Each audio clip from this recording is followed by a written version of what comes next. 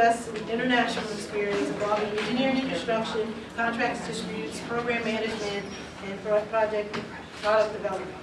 He is a graduate of California State University at Northridge with a bachelor's in civil engineering, and he's one of the more than 2,000 certified construction managers worldwide, and certified by the Construction Management Association of America.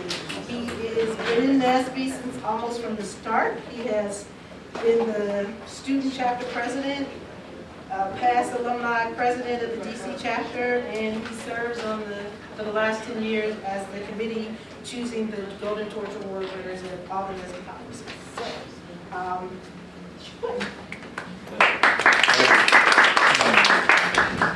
All right, here to talk to you today about construction management, but the certification aspect of it from the standpoint of how certifications can help you move your career along. Go to the next slide. Next slide. Oh, sorry. Okay, this is just a little more information on my background and everything. Mentioned that I'm a graduate of California State University in Northridge out in Region 6. Past student president of that school there. I'm also past DC Alumni Chapter President. I'm also the past president of the Construction Management Association of America's National Capital Chapter, which happens to be one of the largest chapters within CMAA. We have over 1,200 members. There's 14,000 members within the total organization, which is predominantly white. And I was lucky enough to get elected to be president of that chapter. The president and CEO of my own firm, certified construction manager, and I'm also just recently been selected as an ABET program evaluator, because basically what ABET does, they do accreditations for colleges and universities and things of that sort. They decided that they wanted to do accreditations for construction management programs at these colleges and universities. So they've asked individuals that are certified construction managers and also a member of CMAA who's been selected to do this assessment. And I was one of the fortunate ones to get selected out of our 14,000 members. Okay, next slide. CMAA, Advanced in Professional Construction and Program Management Worldwide. Basically, as far as the history of the organization is concerned, it was created in 1982. 1986, they put together a publication for their CM Standards of Practice. In the early 1990s, they developed and created test questions and criteria for getting certified in construction management. In the mid-1990s, they had, the early stages of it, they had about 350 candidates that were in the approval process to take the exam. And during that time, 80 candidates earned their CCM Credential. Okay. I actually obtained mine back in 2001. Early in the 2000s, we actually obtained ANSI accreditation for the CCM. The ANSI accreditation is something that's also given to people who have PEs. Okay. And we wanted to have something that was equal on that level for individuals that were focused on construction management. Okay. And like I said, we currently have more than 14,000 members. Certified Construction Manager. What is CM certification? Okay. Basically provides recognition for an individual to perform the lead role as a CM practitioner. CM practitioners are guys that say, this building over here that was constructed. All right, there's a general contractor that actually constructs the building. Okay, there was an owner that actually owned the property that gave the contract to the general contractor to build a building. That owner basically doesn't really understand a whole lot about construction, but has the money to get the work done. So what they do is they hire somebody like me or somebody like my firm to come in and kind of oversee that process, because we can do general contractor speak and we can also do owner speak. So we act as an intermediary between the two. Okay, achieving this certification indicates to owners and service providers that you've mastered all the various different skills that they figure that's needed in order to help them manage their construction process.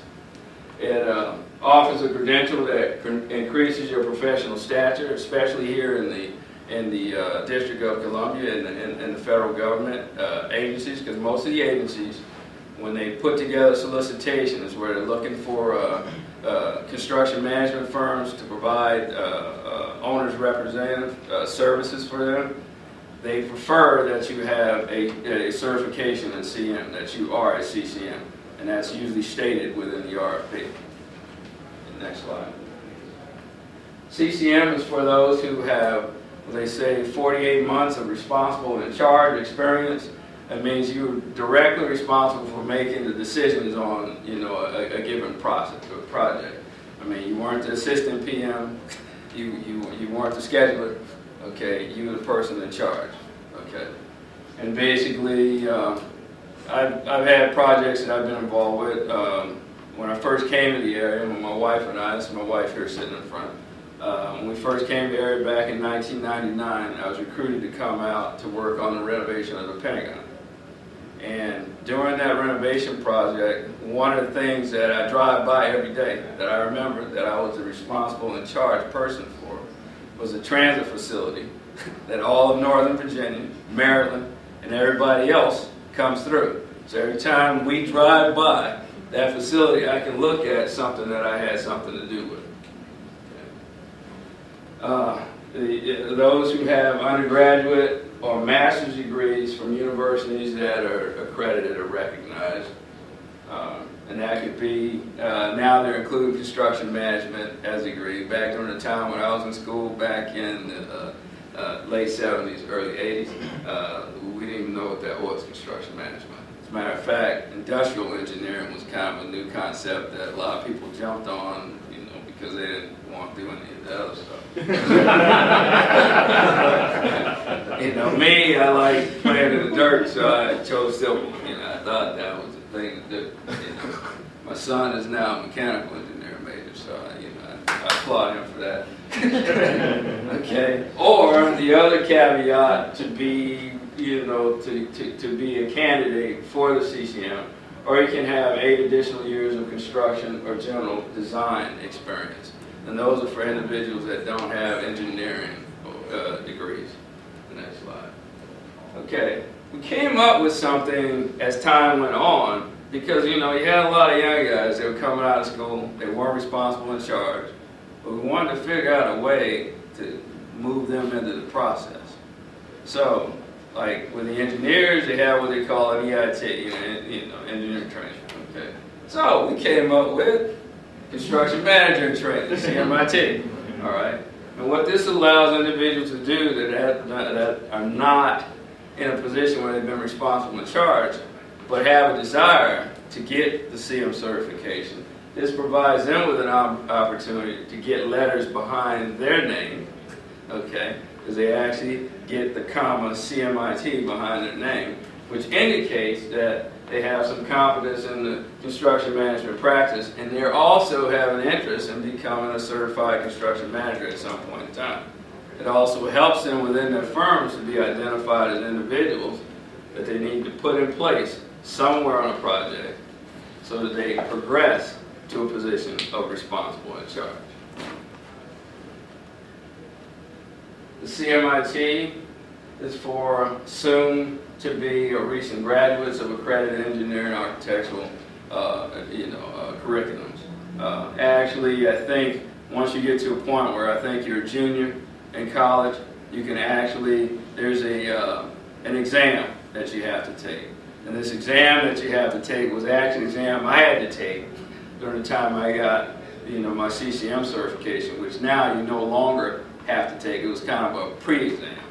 Okay, and you had to get like 75% on it. It was like 250 questions or something like that, you know, and it was based on the standards of practice. And they've since done away with that, and now they have another, well, the other 6-hour exam that you take at the end after you go through all the gray-haired guys to look at your resume. They talk to all your references, figure out whether or not you're actually okay to sit for the exam for 6 hours to get your certification. So, I mean, it's like a process that you basically have to go to. But the CMIT is for early career individuals. And like I said, it entitles you to use a CMIT designation at the end of your name. Next slide. The owners and agencies preferring the CCM, and this is just a partial list, basically are the architect of the Capitol. My firm actually is a subcontractor on a project, a major project that is an architect of the Capitol project. The Department of Homeland Security, the Metropolitan Washington Airport Authority, Smithsonian Institution, U.S. Army Corps of Engineers, Department of the VA, GSA, VDOT, Metropolitan, the Washington Metropolitan Area Transit Authority, WMATA. All of these individuals that were listed there were actually members of my chapter that I was president of. So I had the opportunity to interface with a lot of those individuals. With regard to examples of the types of projects that CMs get involved with, I think all of you are familiar with the Martin Luther King Jr. Memorial. Okay, there's actually a very prominent African-American firm who was involved with the CM and also the program management associated with this project, McKissick & McKissick. They're located right here in the district. The owner of the firm is actually a friend of mine. They were also involved with the Washington Nationals baseball stadium.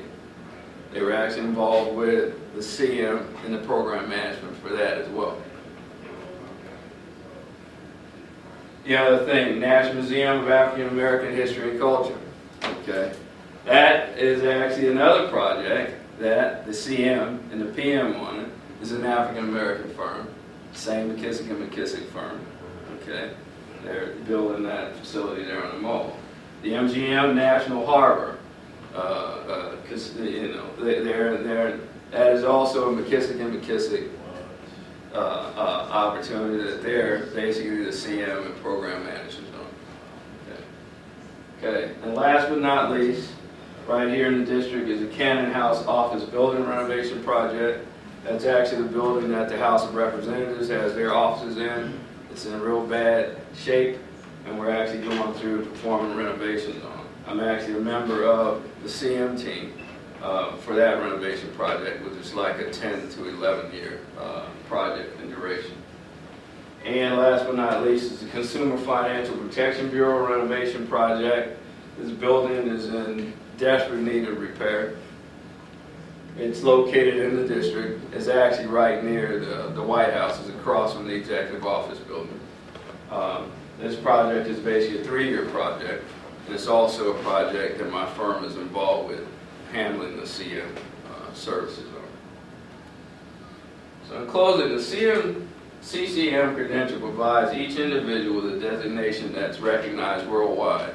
And the reason why I say worldwide is we have individuals that are over in the Middle East, we have individuals that are in Korea, in China, all over the world, also in Africa, in Ghana, because we have an outreach program that's going on there, where we're trying to get certified credentials throughout the world so that we utilize the same practices on all the construction projects that we're working on worldwide. We provide you with a credential that separates you from other professionals in your field. Now the thing is that if you're working for a company and you get sent out on a construction project and you're working on that construction management team, if you have the CCM behind your name, that puts you in a little bit higher esteem than some of the others that don't have it. Okay. It also may be the deciding factor between whether or not you get assigned to that project or somebody else does. Okay. And from the standpoint of being African American, you need all the advantages you can find. That's right. Okay. All right. It provides assurance that you have the individual knowledge and experience that meets the established practices of construction management. And these established practices are practices that the individuals that were the founders of the Construction Management Association of America, they're basically well connected with individuals here within the nation's capital. And they've proved to them that the standards of practice that they've come up with are the standard of practices that everybody needs to utilize in order to construct these projects. Very powerful. Okay. It also allows you to start your own business with a mark that is recognized by professionals in the construction management field. That's part of the reason why I went out on my own. I've worked for several different firms. Started off, I worked for Fluor before they were Fluor Daniel. I've also worked for most recently AECOM here, who was actually Daniel Mann Johnson and Mendenhall. I've worked on a super collider lab project as a business, division manager. I've worked on nuclear power plants, worked on, oil refineries, lots of different things. I mean, wife and I, we've had a chance to travel and move around a lot of different places. But basically, this is my contact information. Okay. And any questions? Yeah, so I remember as we were reviewing scholarship applications for this year's students that are going to be awarded tomorrow, we had one gentleman that had focus on construction management, and one of the criteria of the scholarship was that they needed to be in a STEM-related field. Are we doing a good job across the board telling us, clearly the work that construction management has to do with is the STEM fields, but are we doing a good job of putting that together as far as recruiting individuals that are interested in construction management, but getting them into the sciences and engineering? My personal opinion, no. And the reason why I say that is because a lot of times when I say something to somebody about construction management, they think that I'm walking around out on a job site somewhere with a hard hat and some boots on, which is far from the truth. Okay. Actually, when I worked up at the Pentagon, and he can share. Yes. Okay. No hard hat, no boots. Okay, unless I was going out to the field to either observe something, direct somebody to do something, or what have you. But other than that, I mean, you're working in the office. I mean, you can come to work if you want to in your three-piece suit, But basically what it is that construction management, what they don't understand is that when you have an engineering degree, you have that engineering background, you have that engineering logic and that engineering thinking. That's something that somebody who is not in one of those STEM fields has. Okay. So, the reason why the criteria for a lot of the certifications within the Construction Management Association of America is connected with you being an engineer is because of that fact. However, now things are starting to move away from that, where they're trying to glorify the construction management degree from the standpoint that now you don't have to take all of those engineering related courses. Now you're dealing with things like understanding how to operate the systems that we use, understand how to schedule things. Okay, so to answer your question, I mean, I guess the thing I look at, I think we, having been a part of NSBE and CMAA, I see a need for us to work together to try to change that. Question about construction management. In terms of, I know China is mastering a process or processes to building prefab in the laboratory environment. And secondly, in terms of with, I think the U.S. Senate just passed regulation about space-based technologies in terms of mining the planets for astrophotos and stuff. I'm talking about building mid-level, low-level atmospheric buildings in space. Do you see more of an emphasis on those future technologies in terms of construction management where you have to have more of a science-based background? Yes, that would help as we move into that realm. As far as China is concerned, China is one of CMAA's main focuses. Actually, one of my mentors, the individual who made me come and have lunch with him every day until I signed up to take the exam. Okay. He's very instrumental in a lot of work that's going on in China right now. With regard to other opportunities whether it be here on this planet or other places. I'm certain that there are individuals within CMA are looking for opportunities to, you know, to get involved with that stuff as well. Like I say, they're looking at it from the standpoint, anything construction-wise, CMA, they want them to be involved in. Any other questions? So before the CMA, you did certification, PMP. Yes. How do they match, or how do they align, or is your certification an application-specific version of the PMP? Good question. The way we look at it, and this is something that we get involved with all the time, is during the chapter, I actually did joint events with folks that were at PMI in our chapter, which was considered sacrilegious. Okay, but I did it anyway. I mean, I've always been that type. I have a hard time listening. But hey, no comment. But the thing that we basically looked at is that with the PMP, yes, it's project management, but it's project management we feel in a general overall sense. It's not actually construction focused. The CCM is project management that is construction focused. Okay, it focuses on all the different aspects and the challenges that you may encounter performing a construction project, and that's the actual difference. However, there are members of CMA who have a PMP and a CCM both, so I mean they're covered. And the way I look at it, from the standpoint of African Americans, as far as I'm concerned, get as many letters as you can behind your name if that's going to help open the door to get some employment. Okay, that's what it's really all about. Any other questions? All right.